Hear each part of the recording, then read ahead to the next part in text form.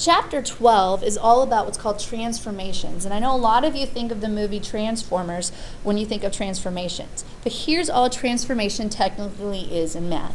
A transformation is a one-to-one correspondence between points of a figure to a new figure formed from it. And those points are called our pre-image, our image we start with, and then we get our image, which is the one that is changed. Okay?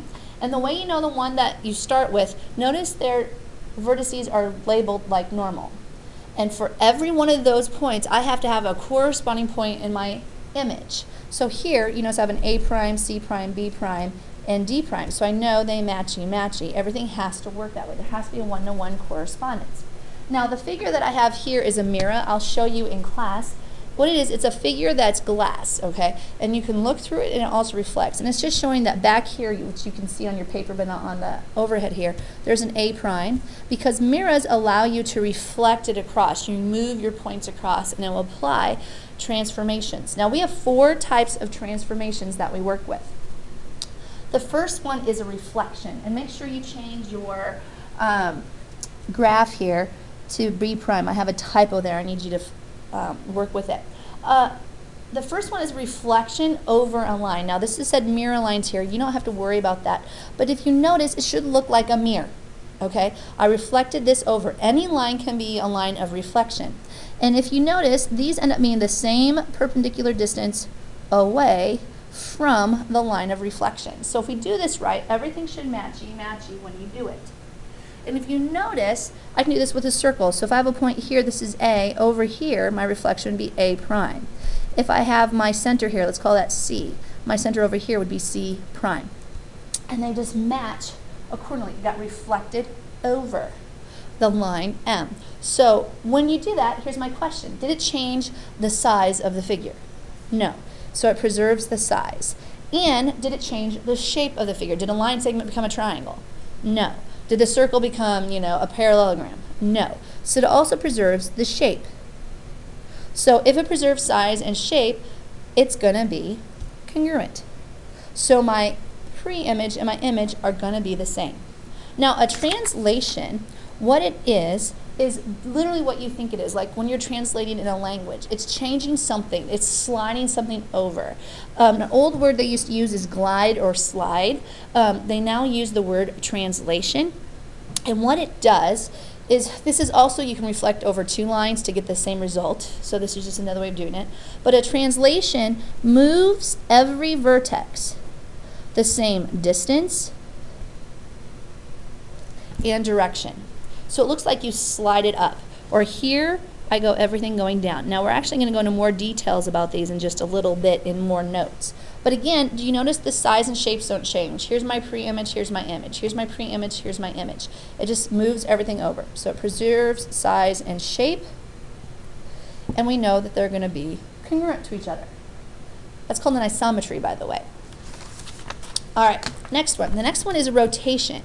And if you notice, this is it's a reflection over 2 intersecting lines, but really you rotate around a point. If you notice, you get an arc right here. Your B and your B prime get an arc. Here your A and your A prime get an arc. You rotate the same number of degrees. This is where your orientation changes. Notice here A is on the side, but notice A prime is on top. You can see that it's going rotating around like a point, like your elbow with your hand. If you move your hand with your elbow, it's going to end up being in that same manner. So here you can see how it rotated going this direction. And you can see how you can almost, if you went all the way 360 degrees around that point, you'd actually have these concentric circles that are being performed. And here's another thing. It still preserves the size and shape. So the original figure and the corresponding rotation figure are always going to be congruent. Then we have what's called the dilation. And it's exactly what you think of. Like when you remember when you were a kid, you put your flashlight in someone's eyeballs and their eyes would get big or cruel. Or sleepovers, you would do that to your friends. Not that I'd ever have done something that cruel. Okay, maybe I have. To someone. What it does, it either enlarges or it shrinks a figure. And it causes a natural reduction or enlargement. But here, if you notice, here's your original figure. So that's your pre-image right here. This is your image. Notice it got bigger. So this time my factor, my scale factor, what makes it bigger, okay, is going to be larger. But here I went from my original, which is this one, to my smaller one. So I'm reducing it.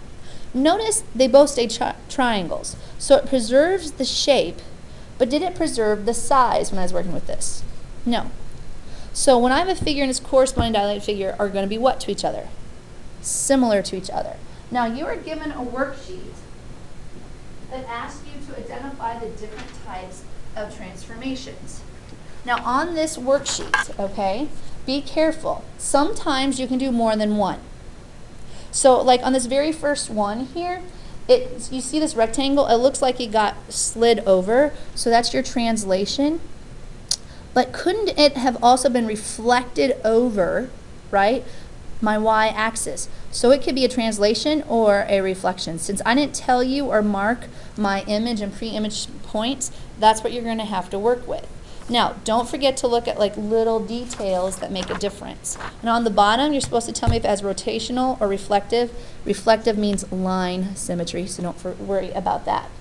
All right, and draw all the lines of symmetry. So again, some of these could have more than one answer, so put as many answers as you can down, or keep it really simple.